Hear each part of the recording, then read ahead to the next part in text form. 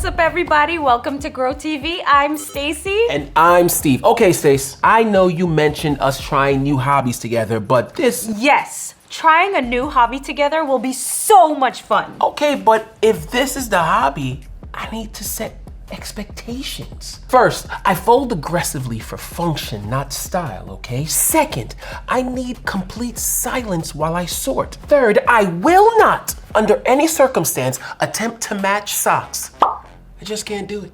What hobby do you think this is? Laundry. Steve, first, laundry isn't a hobby. Second, that's not what this is. We're not folding? No. We're not sorting? No. Then what's all of this for? Fashion.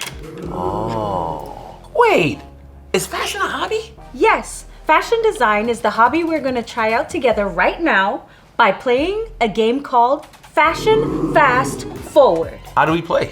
Simple. We have 5 minutes to style you in as many different looks as we can. We'll take a snapshot of each look so we can see which ones are the most fashion forward or which ones are fashion backwards. Right. Are you ready? For fashion? Stace, I was born ready.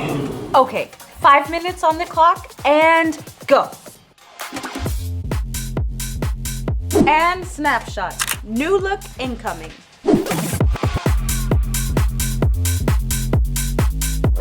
Second look done. Snapshot. Perfect! I can't put my arm down. Or barely. So good. This color pops on you. Now you're like an Easter egg hunt. Last look.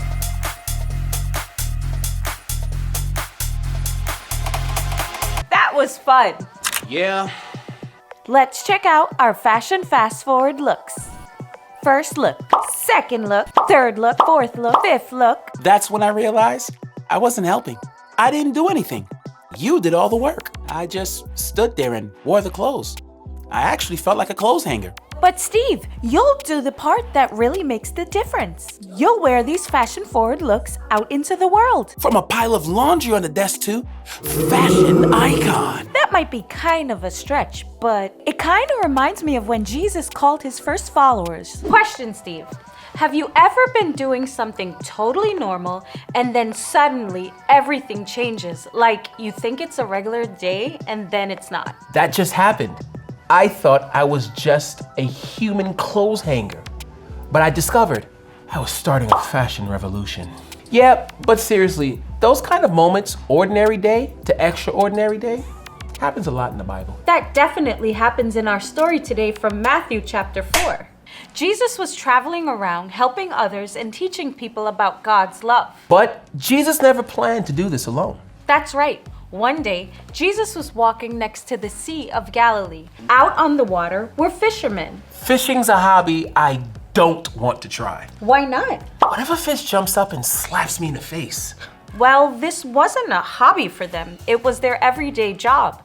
2 of the fishermen were brothers named Peter and Andrew. And Jesus saw them fishing, and it says in Matthew 4:19, "Come follow me," Jesus said, "and I will send you out to fish for people." Wait, who could find a fishing pole that big? Jesus didn't mean real fishing. Oh, good, because I had more questions and it would have just gotten weird. What Jesus meant was that they would help people come closer to God. Oh, reel them in. Get it? Then Matthew 4:20 says, "At once they left their nets and followed him." At once? No long conversations, no backup plan. They just dropped everything and followed. Wow. A little farther down the shore, Jesus saw 2 other brothers, James and John. They were in a boat with their dad fixing the fishing nets. And let me guess, Jesus called them and they followed right away. They did. Matthew 4:22 says, "And immediately they left the boat and their father and followed him." Pretty soon, Jesus had a group of close friends who went everywhere with him.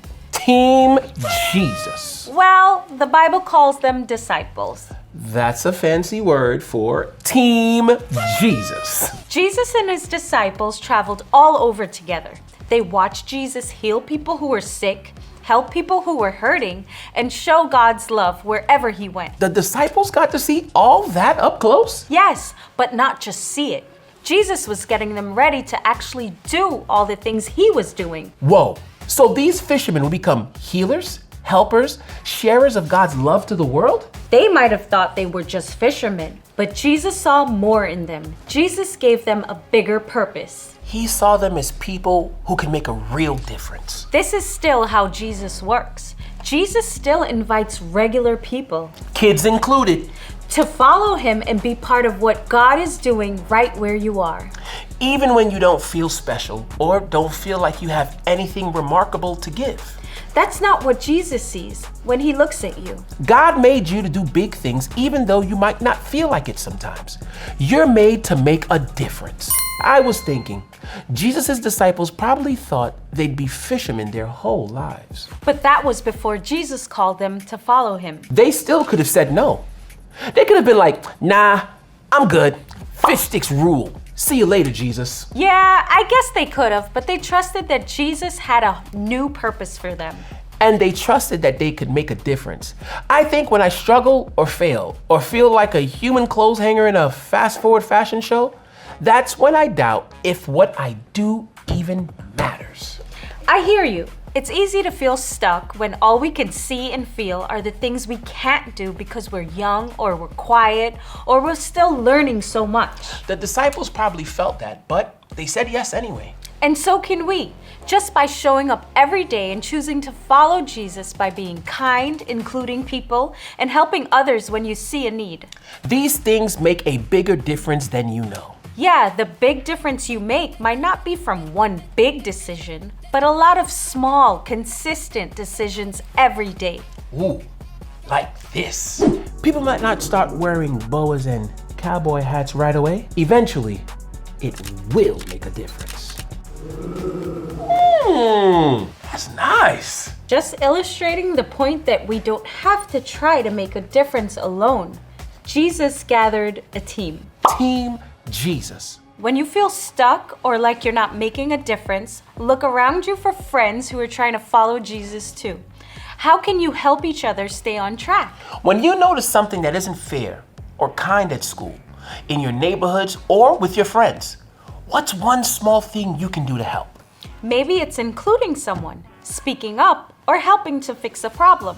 And if it feels hard, or you're not sure what to do, That's when the people around you remind you you're not alone, and even small steps matter. You're made to make a difference. it has been fun playing Fashion Fast Forward with you and chatting through a really, really important story from Jesus' life with you. It's always good to learn and grow together. See you next time. Bye.